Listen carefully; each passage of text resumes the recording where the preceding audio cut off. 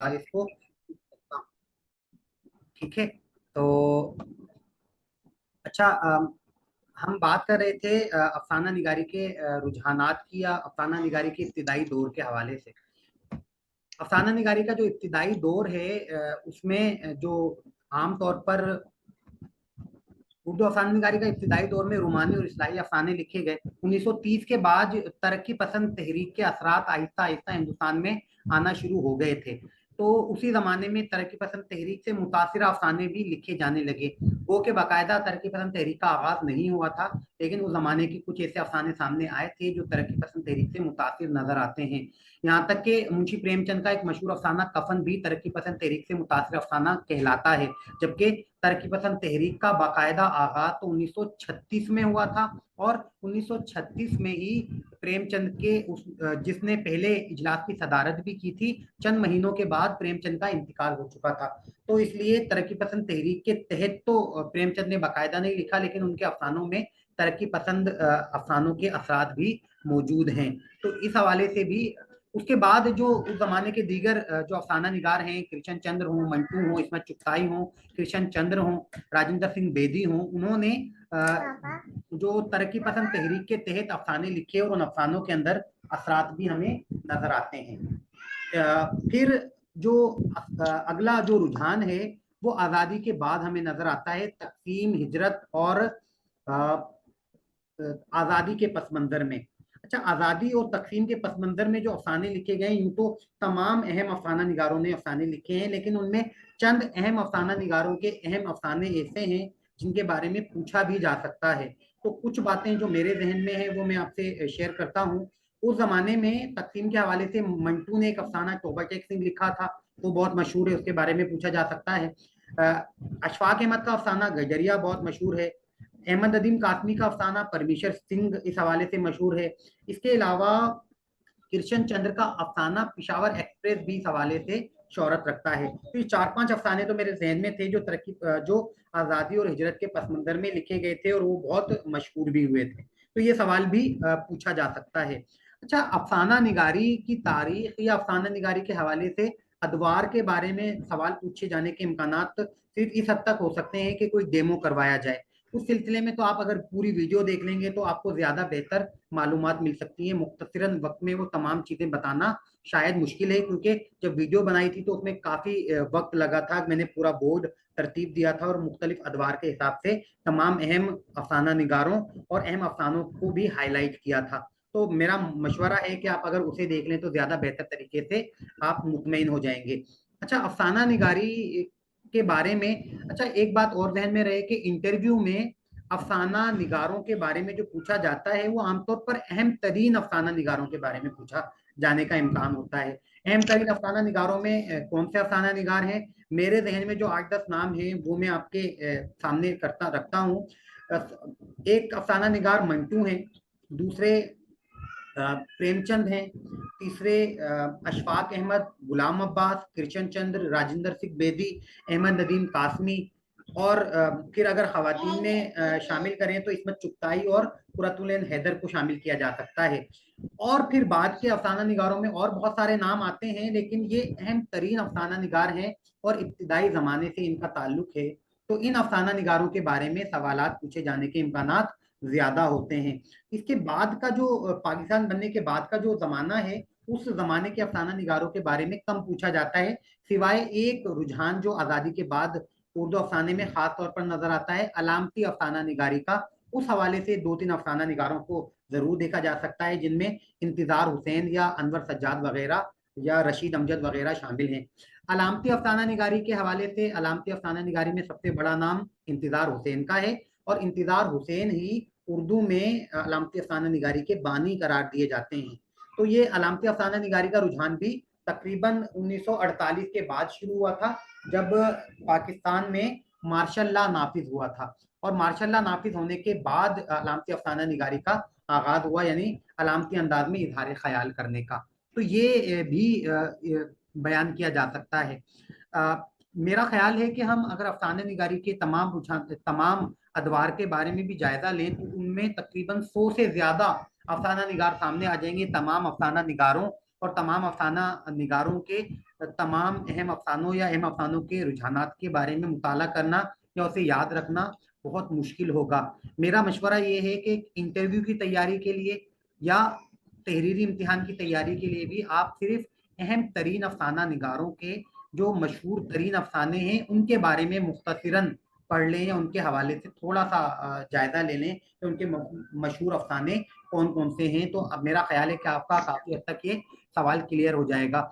मुझे याद नहीं पड़ता कि आमतौर पर कभी अफसानों या किसी मखसूस अफसाना निगार के अफसानों के बारे में कोई सवाल पूछा गया हो। अच्छा, चंद सवालात अब मेरे सामने आए, पहले उसकी भी जवाब दे दूं और फिर मैं और मजीद एक दो बातें आपसे करता हूं। जो पतरस बुखारी है वो मिज़ा निगारी के हवाले से शोहरत रखते हैं। अगर मिज़ा निगारी की बात होगी तो नसर में आपको मिज़ा निगारी में पतरस बुखारी, रशीद अहमद सिद्दीकी, शौकत थानवी, चिराग हसन हसरत और इस तरह 4 5 6 लोगों को, इब्ने इंशा, शफीकुर रहमान और इनको तो कम अज कम लाजमी तौर पर देखना होगा। ये अहम मिज़ा निगार है। एक और सवाल सर इब्ने इंशा के मुतालिक कुछ थोड़ा सा। इसमें इब्ने इंशा इब्ने इंशा, अच्छा इब्ने इंशा जो हैं वो बुनियादी तौर पर तो वो भी मुतनव्वो खुसूसियात के हामिल हैं। वो शायर भी हैं और नसर निगार भी, अफसाना निगार सॉरी मिज़ा निगार भी हैं और सफरनामा निगार भी। इब्ने इंशा जो हैं वो मुतरजिम भी हैं, उन्होंने चीनी नज़मों के तर्जुमे भी किए हैं। उर्दू शायरी में वो एक अलहदा रुझान रखते हैं, उनकी शायरी में मीर वाला अंदाज उन्होंने इख्तियार किया है।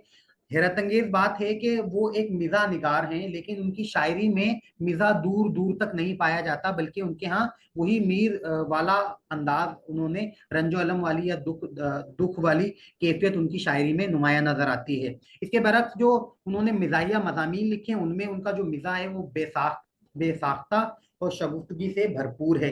इसी तरह उन्होंने जो सफरनामे लिखे हैं उसमें भी उन्होंने मिज़ा को खास तौर पर अहमियत दी है।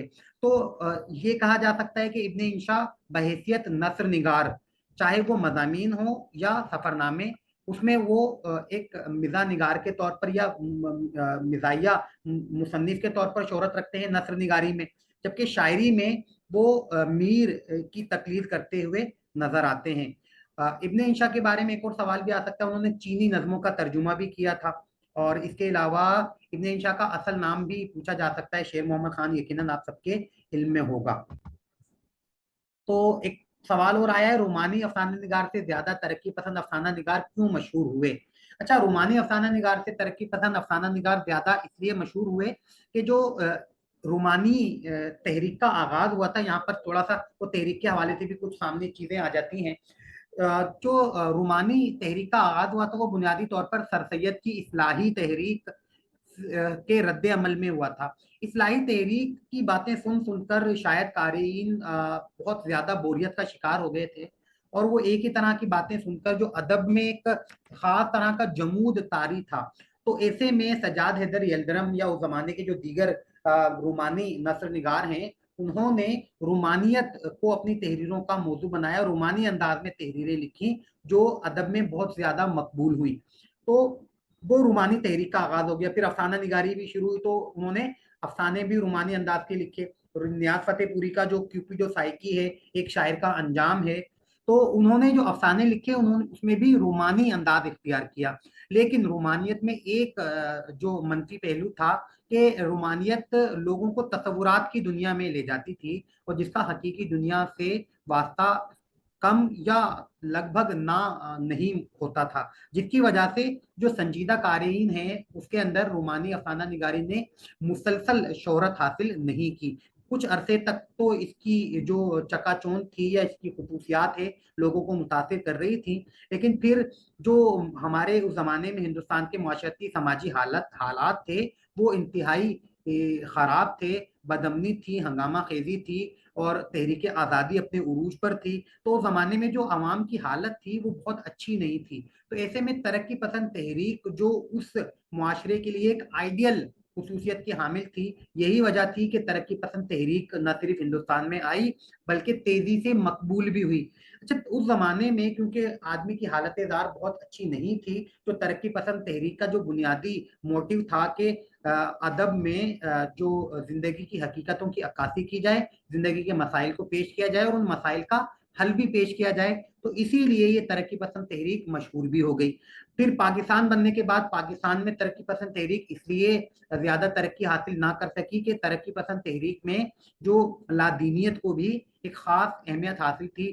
चूंकि पाकिस्तान इस्लाम के नाम पर बना था और यहाँ पर लादीनियत का कोई कॉन्सेप्ट था ही नहीं, तो यहाँ पर तरक्की पसंद तहरीक ने बाद में अहमियत हासिल नहीं की। इसके बरक्स ये तहरीक इंडिया में काफी अरसे तक सरगर्म रही, बल्कि उसके असरात आज भी हमें नजर आते हैं।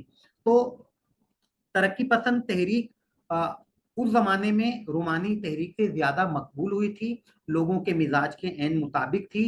हालात और जो वाकयात थे या जो उस जमाने में लोगों की सोच और मिजाज था, वो तरक्की पसंद तहरीक को ज्यादा पसंद करता था। इसीलिए तरक्की पसंद तहरीक रोमानी तहरीक से ज्यादा पसंद की गई या ज्यादा वो काबिल कबूल रही। अच्छा, यहाँ एक है आनंदी का 80 जुबानों में। बहुत मुमकिन है 12-13 जुबानों का तो मैंने भी पढ़ा था कि 12-13 जुबानों में तर्जुमा हुआ है, हो सकता है 80 जुबानों में तर्जुमा हुआ। गुलाम आबाद का मशहूर तरीन अफसाना है आनंदी, और यकीनन उसका बहुत सारी जुबानों में तर्जुमा हुआ। मुख्तलिफ ममालिक में इस अफसाने को अवार्ड भी दिया गया। इस अफसाने पर हिंदुस्तान में एक फिल्म भी बन चुकी है मंडी के नाम से। इसमें शबाना आजमी ने मरकजी किरदार अदा किया था। 1980 और 85 के दरमियान ये फिल्म छाया हुई थी। तो गुलाम अब्बास जो अफसाना निगारी के हवाले से मुख्तसरन मैं बात कर देता हूँ। गुलाम अब्बास उर्दू के वो अफसाना निगार हैं जिन्होंने बहुत कम लिखा है लेकिन कमाल का लिखा है, यानी जो कुछ लिखा वो सरापा इंतखाब था। गुलाम अब्बास ने अफसाना निगारी का आगाज लगभग 1925 और 26 के दरमियान किया था, और 1981 में उनकी वफात हुई थी। तकरीबन 50-55 साल उन्होंने अफसाना निगारी की, लेकिन उनके कुल अफसानों की तादाद भी 50 से ज्यादा नहीं है, यानी 50 सालों में उन्होंने सिर्फ 50 अफसाने लिखे। गुलाम अब्बास के अक्सर अफसाने उर्दू अदब की तारीख में एक अहम मुकाम रखते हैं। आनंदी के अलावा मुजस्सिमा, ओवरकोट, कतबा और कंदरस और आनंदी तो है ही, इसके अलावा जाड़े की चांदनी और हम्माम में, और इस तरह बहुत सारे अफसाने।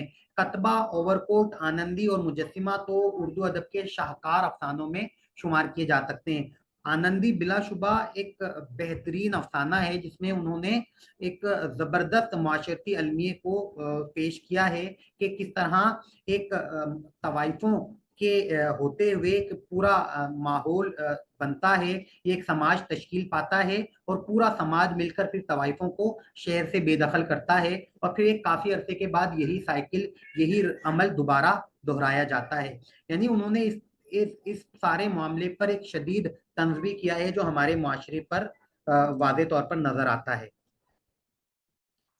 अच्छा, गुलाम अब्बास के अफसानों में एक और खूसियत ये है कि उनके अफसानों में किरदारों को खास अहमियत नहीं है, बल्कि उनके यहाँ जो कहानी है, प्लाट है, वो अहमियत का हामिल होता है। इसके बरक्स मुख्तलिफ अफसाना निगारों के यहाँ किरदार को अहमियत दी जाती है, लेकिन गुलाम अब्बास के यहाँ कहानी ज्यादा अहमियत की हामिल है।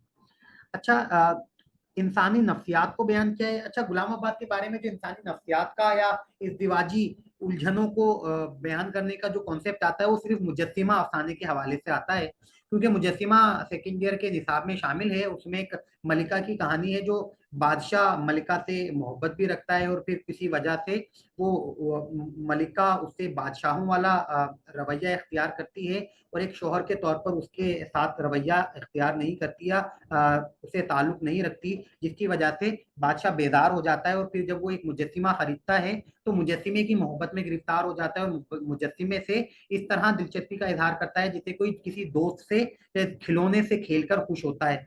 तो ऐसे में जो मलिका है, फितरी तौर पर जो एक बात कही जाती है कि खवातीन में हसद का जज्बा होता है, खुसूसन वो किसी अपनी मोहब्बत में किसी को शरीक करना नहीं चाहती, और यही कैफियत मलका को महसूस होती है और आहिस्ता आहिस्ता उस मुजस्सिमे को नुकसान पहुंचाना शुरू करती है और उसको बिल्कुल खत्म कर देती है। तो इस अफसाने को बुनियाद बनाकर कभी कभी कहा जाता है कि गुलाम अब्बास ने इज़दिवाजी उलझनों के नफ्सियाती मसाइल को भी पेश किया है, लेकिन इंसानी नफ्सियात के हवाले से गुलाम अब्बास शायद वैसा बड़ा नाम नहीं है। इससे बेहतर सादत हसन मंटू को इंसानी नफ्सियात के हवाले से अहम अफसाना निगार قرار دیا جا سکتا ہے۔ ممتاز مفتی کے حوالے سے مجھے ایک بات یاد آ گئی کہ ممتاز مفتی نے خواتین کی نفسیات پر بہترین افسانے لکھے ہیں۔ ان کے بارے میں بانو قدسیہ نے بھی کہا ہے کہ اگر خواتین کی نفسیات کو سمجھنا ہے تو ممتاز مفتی کے افسانے پڑھیے، کہ انہوں نے بڑی زبردست اور بہترین طریقے سے خواتین کی نفسیات کو اپنے افسانوں میں پیش کیا ہے۔ میں آپ سے ابھی عرض کر رہا تھا کہ اگر ہم یہ سوچیں کہ افسانہ نگاری کی پوری تاریخ بیان کر دی جائے، میں ذاتی طور پر سمجھتا ہوں اس وقت تو میرے شاید تمام چیزیں آپ کو بیان بھی نہ کر سکوں۔ اس کی وجہ یہ ہے کہ عام طور پر ہمارے ذہنوں میں بھی اہم ترین افسانہ نگار یا اہم افسانوں کی جو تاریخ کے اہم ادوار ہیں ان کی بھی اہم باتیں ہمارے ذہنوں میں ہوتی ہیں۔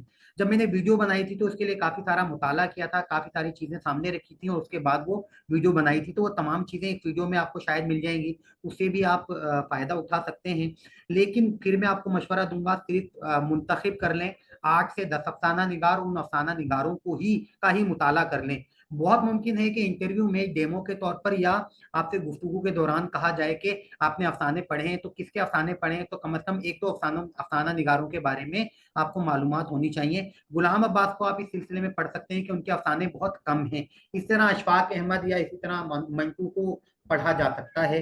ان کے اہم ترین افسانوں کو یا ان کے افسانوں کے موضوعات کے بارے میں ہمیں کچھ نہ کچھ معلوم ہونا چاہیے، یا ان کی افسانوں کی خصوصیات کے حوالے سے کچھ مضامین اگر آپ پڑھ لیں تو مختصراً ان کے افسانوں کی خصوصیات بھی آپ کے سامنے آ سکتی ہیں، وہ بھی فائدے مند ہو سکتی ہے۔